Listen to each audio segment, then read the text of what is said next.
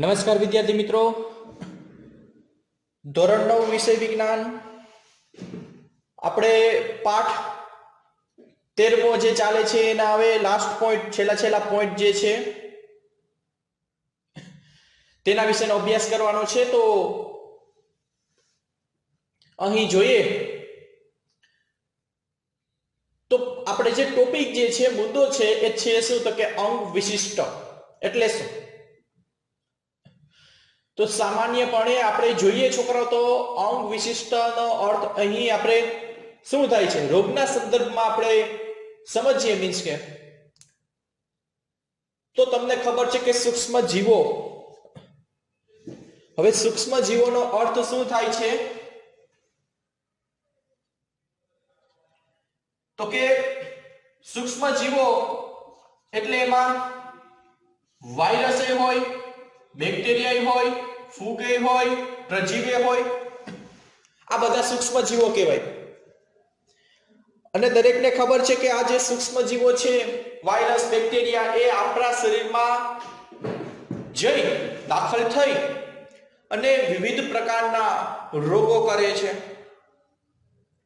આ રોગો માટે કારણભૂત છે કોણ તો કે વાયરસ, કોણ તો કે બેક્ટેરિયા। આ રોગો માટે જવાબદાર છે કોણ તો કે ભાઈ બેક્ટેરિયા છે, વાયરસ છે, ફૂગ છે। ઘણા બધા રોગો એવા હશે કે જે વાયરસથી થતા હોય, ફોર એક્ઝામ્પલ મેં તમને કરાયેલા છે। ઘણા બધા રોગો એવા હોય છે કે જે બેક્ટેરિયાથી થશે, એ પણ મેં કરાવેલું છે। અને ઘણા રોગો એવા છે કે જે ફૂગથી થતા હોય, અને ફૂગથી જે રોગ થતા હોય સામાન્ય રીતે સ્કિન રિલેટેડ એટલે કે ચામડીને લગતા જે ડિસીઝ છે, ચામડીને લગતા જે રોગો છે એ કેનાથી થશે? મોસ્ટ ઓફ તો કે ફૂગથી થાય છે। તો અંગ વિશિષ્ટનો અર્થ એવો થાય છે કે ભાઈ સૂક્ષ્મ જીવો શરીરના વિભિન્ન ભાગોમાં વિકસે છે। જે સૂક્ષ્મ જીવો છે વાયરસ, બેક્ટેરિયા બધા શરીરની અંદર દાખલ થઈ ગયા છે, હવે ત્યાં જઈ અને જે તે અંગમાં જાય છે અને ત્યાં પોતાનો જે ગ્રોથ થાય છે એટલે કે તેનો વિકાસ થાય છે। વાયરસ છે એ ખાસ યાદ રાખજો, બેક્ટેરિયા છે એ કોઈ પણ નિશ્ચિત અંગ દ્વારા શરીરમાં દાખલ થાય છે।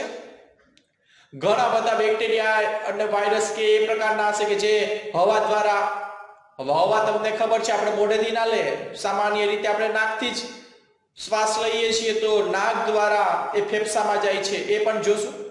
તે પહેલા દરેક વિદ્યાર્થીઓ જે તમારી સામે બોર્ડ ઉપર લખેલું છે એ જોઈએ કે શરીરના વિવિધ ભાગોમાં વિકસે છે કોણ તો કે બેક્ટેરિયા છે, વાયરસ છે, એ બધા। હવે શું થાય છે એ નિશ્ચિત ભાગોમાં કાં તો એ પેશીમાં જઈને તેને ખલેલ પહોંચાડે છે, કાં તો એ કોષમાં જઈને એને ખલેલ પહોંચાડે છે। અને કેન્સર રોગ, કેન્સર એટલે શું તો કે કોષોની અનિયમિત વૃદ્ધિ, બરાબર છે? કોષોની અનિયમિત વૃદ્ધિ એટલે તમને ખબર હોવી જોઈએ તો કે કેન્સર। આવી પસંદગી તેઓના પ્રવેશના સ્થાન ઉપર નિર્ભર કરે છે।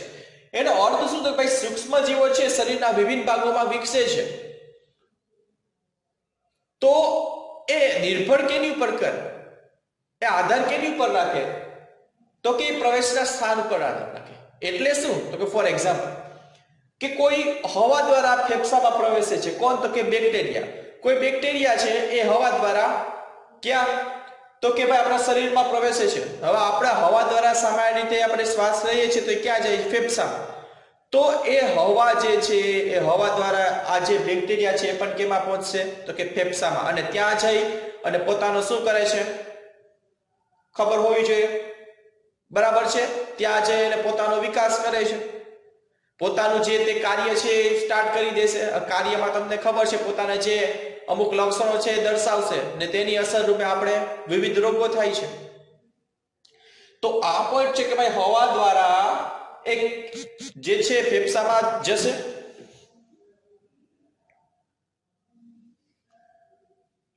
ત્યાર પછી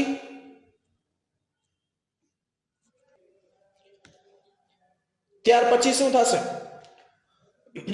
બેક્ટેરિયા છે ફેફસામાં જઈ અને પોતાની સંખ્યામાં વધારો કરશે, વિકાસ થાય છે અને વૃદ્ધિ થાય છે, અને ત્યારબાદ તો કે એક નિશ્ચિત પ્રકારનો રોગ આપણા શરીરમાં થાય છે જે છે ટીબી। શું છે? ટીબી, એને ક્ષય પણ કહેવાય. બીજું છે એ રીતના છોકરાઓ કે મોં, માની લો પેલા હવા દ્વારા, કોઈ બેક્ટેરિયા એવા છે કે જે મોં દ્વારા, તો આપણે સામાન્ય રીતે જમીએ છીએ તો મોઢા દ્વારા ડાયરેક્ટ ક્યાં જશે તો કે પાચન માર્ગની નળીમાં, અન્નનળી કેવો છો બરાબર છે, એના દ્વારા વિવિધ પ્રકારના અંગોમાં જશે અથવા તો યકૃતમાં જાય. કોણ તો કે બેક્ટેરિયા, અને ત્યાં જઈને શું કરશે તો કે ટાઇફોઇડ કરે છે. ટાઇફોઇડ શું છે તમને ખબર હોવી જોઈએ ને દરેકને ખબર હશે જ. નેક્સ્ટ, લૈંગિક અંગો. લૈંગિક અંગોનો અર્થ શું થાય? ફિઝિકલ કોન્ટેક્ટ દ્વારા ફેલાતો રોગ છે કે માની લો કોઈ વાયરસ છે લૈંગિક અંગો દ્વારા શરીરમાં દાખલ થાય છે તો એ સામાન્ય રીતે જે રોગ હશે એ મોસ્ટ ઓફ એડ્સ જ હોય, બરાબર છે. અમુક સિફિલિસ નામનો પણ રોગ આવશે જે જાતીય રોગ કહેવાય છે. તો મારું કહેવાનો મીન્સ છોકરાઓ, આપણે છેલ્લો જ પોઈન્ટ છે આ યુનિટનો, અને મારું કહેવાનો મીન્સ એટલો જ છે કે સૂક્ષ્મ જીવો જે છે એ શરીરના વિવિધ જે ભાગો છે, શરીરના વિવિધ સ્થાનોમાંથી દાખલ થઈ અને કોઈ નિશ્ચિત સ્થાન ઉપર પહોંચે છે. માની લો મોં દ્વારા છે, હવા દ્વારા છે એટલે કે નાક દ્વારા છે, લૈંગિક અંગો દ્વારા છે. તો આવા વિવિધ ભાગોમાંથી એ પોતે દાખલ થાય છે અને નિશ્ચિત સ્થાન સુધી પહોંચે છે. કોણ? સૂક્ષ્મજીવો. ને ત્યાં જઈ અને પોતાની અસર દર્શાવશે ને તેની અસર રૂપે આપણે વિવિધ પ્રકારના રોગો થાય છે. જે તમારા એક્ઝામ્પલ છે. તો આજના લેક્ચરમાં આપણે એક જ પોઈન્ટ સમજવાનો છે અને આ યુનિટમાંથી પૂછાયું એક જ આ પોઈન્ટ છે. મીન્સ કે આજના લેક્ચરમાં જે મેં કરાવ્યું છે એમાંથી આ પોઈન્ટ પૂછાય તો પૂછાય, પણ પૂછાય કેમ તો કે માની લો પ્રશ્ન એવો પૂછાય કે બેક્ટેરિયા છે જે હવા દ્વારા ફેફસામાં જાય તો ખાલી જગ્યા રોગ થાય તો કે ટીબી, ક્ષય. બેક્ટેરિયા છે એ મોં દ્વારા યકૃતમાં અથવા તો પાચન નળીમાં દાખલ થાય તો એ રોગ છે ટાઇફોઇડ.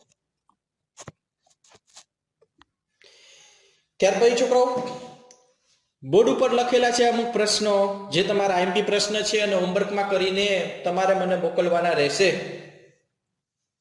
બરાબર છે. આ હોમવર્ક છે. પ્રશ્ન એવો છે કે રોગની વ્યાખ્યા 1 માર્કમાં પૂછાય. તીવ્ર રોગ અને હઠીલા રોગની માહિતી આપો. 2 તફાત સ્વરૂપે પણ લખી શકો છો. 2 માર્કમાં પૂછાયો પ્રશ્ન. સંસર્ગજન્ય રોગ અને બિનસંસર્ગજન્ય રોગની માહિતી આપો. એ પણ આઈએમપી પ્રશ્ન છે. એટલે કે ચેપી રોગ અને બિનચેપી રોગ, બરાબર છે. વાયરસથી થતા રોગોના માત્ર નામ લખવાના છે, મેં કરાવ્યો છે પ્રશ્ન. બેક્ટેરિયાથી થતા રોગોના નામ લખવાના છે અને ફૂગથી સામાન્ય રીતે ખાલી જગ્યા રોગ થાય છે. ભાઈ ફૂગ છે એનાથી ક્યાં રોગ થાય સામાન્ય રીતે? અને હજી એક પ્રશ્ન આવશે કે ભાઈ રસીકરણ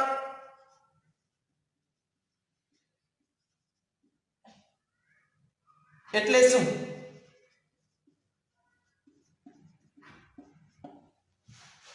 ક્યાં વૈજ્ઞાનિક હતા કે જેમને જે વેક્સિનેશન મીન્સ કે રસીની શોધ કરનાર આપણે એમ કહી શકીએ? એડવર્ડ જેનર, બરાબર છે. પછી હડકવાની રસી શોધનાર, કોઈ અડકાયું કૂતરું જે છે અથવા તો કોઈ અન્ય પ્રાણી છે કરડે છે ત્યારે હડકવાથી બચવા માટે રસી વેક્સિન લે છે, બરાબર છે. તો એની શોધ કરનાર કોણ છે? તો આ રસીકરણ એટલે શું એ તમને પૂછાય એવો પ્રશ્ન, અને હું હમણાં બોલ્યો છું વૈજ્ઞાનિકનું નામ એડવર્ડ જેનર, એ 1 માર્કમાં પૂછાય એવો પ્રશ્ન. તો 7 પ્રશ્ન લખી લ્યો દરેક વિદ્યાર્થીએ, હોમવર્કમાં મને મોકલવાના રહેશે. તદુપરાંત બીજું કે છોકરાઓ તમારો જે ચાર્ટ જે છે હજી સુધી માત્ર અમુક છોકરા અમુક સ્ટુડન્ટ જે છે એના જ આવેલા છે. તો આની પહેલા આપણે 14મો પાઠ જ્યારે કરાવ્યો હતો ત્યારે મેં કીધેલું હતું કે આપણે તમારે વિવિધ પ્રકારના જે નાઇટ્રોજન ચક્ર, ઓક્સિજન ચક્ર, કાર્બન ચક્ર તેનો ચાર્ટ બનાવવાનો છે. તો આ ચાર્ટ માત્ર અને માત્ર અમુક સ્ટુડન્ટે જ આપેલા છે, જે દરેક છોકરાએ એક નોંધ લેવી કે જો વર્ક કરવું ફરજિયાત છે. છોકરાઓ તમને ખબર છે વર્ક કઈ રીતના કરવાનું છે. પ્રશ્ન છે તો ફોન કરી શકો છો, મેસેજ કરી શકો છો, પણ વર્ક કરવું જરૂરી છે.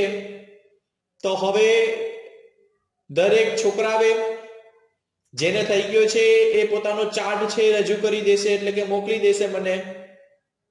સ્કૂલે આવો છો તો સ્કૂલે લેતા આવો, બરાબર છે. અને હું ફરી પાછો તમને લોકોને જે સાઇન કરી અને તમને ફરી પાછો આપી દઈશ. પણ દરેક વિદ્યાર્થીઓએ આ જે છે ચાર્ટ બનાવવો જરૂરી છે. તો આ બાબતની દરેક વિદ્યાર્થી, દરેક છોકરાઓએ નોંધ લેવી. તમારી સામે 7 પ્રશ્ન લખેલા છે. 2 મિનિટ રાખું છું. દરેક વિદ્યાર્થીઓ 7 પ્રશ્ન લખી અને હોમવર્કમાં મને મોકલી દેજો, બરાબર છે.